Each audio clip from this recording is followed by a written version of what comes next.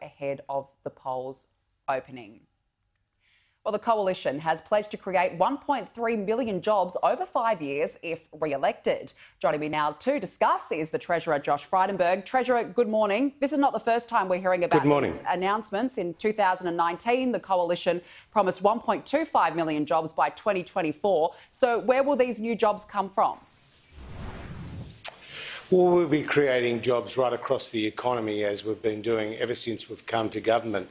In fact, there are nearly 2 million more Australians who are now in work than under the Labor Party. When Labor was last in office, the unemployment rate was 5.7%. Now, I know that Anthony Albanese would like to forget what it is today, but at 4%, it's the equal lowest in some 48 years, and female unemployment is at its lowest level since 1974. So the budget was our economic plan for the future.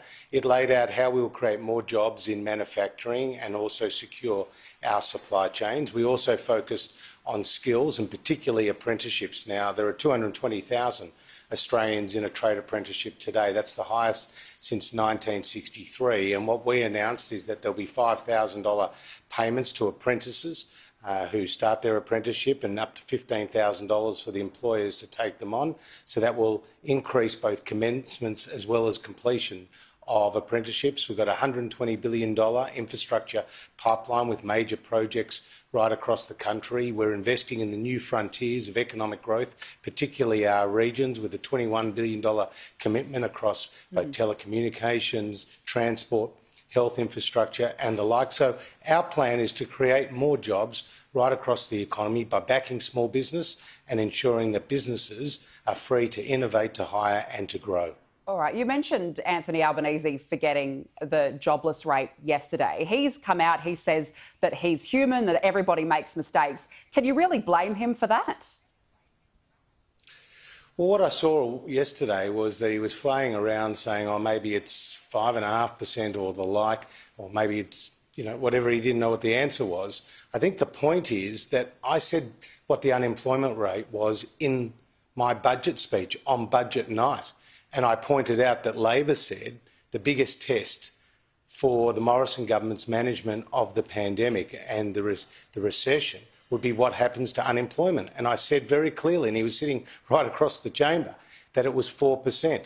Now, he obviously wasn't listening or didn't want to hear the success that has occurred in the labour market. Now, there's still a lot of work to be done and we're ambitious about the future. But the fact is, when Labor was in government, they saw the unemployment rate rise. And when we've come to government, even through the pandemic, we've been working to create jobs, preventing what the economists call is the scarring of the labour market, which was so reminiscent in the 80s and the 90s recessions. All right, but the question is it a big deal? Yesterday, the former Prime Minister John Howard came out actually in defence of Anthony Albanese. He's saying, well, so what?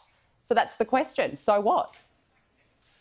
Well, I think Anthony Albanese is getting pretty desperate if he's seeking comfort from John Howard, because John Howard, in his own words, has said Anthony Albanese is not a very substantial politician, and he's seeking to sort of sneak into government, citing that he would govern like a John Howard or a Bob Hawke, which we know is false and fanciful. I think the key point here is over the last 3 years, he hasn't had a level of scrutiny on the reason why he should be the Prime Minister of Australia. He's been trying to sneak into government. Now, that may be all well and good until this point in time, the first day of the election campaign, when people are legitimately asking the questions, why don't you have policies? Why aren't they properly costed? Why aren't they properly funded? Why do you say you will have a budget after the election and not tell the Australian people before the election exactly what you are planning to do? You see, Anthony Albanese has never held a Treasury portfolio. He's never delivered a budget. His idea of an economic plan is tabling his Year 10 assignment in the Parliament, which was just laughable. When he was in opposition, he has been, as he is now, he has been championing higher taxes. He went to the last election promising $387 billion of higher taxes. This is a guy who will always spend more, he'll always tax more, and he has no economic plan for Australia's future. Treasurer, we have to leave it there. Thank you very much for joining us this morning.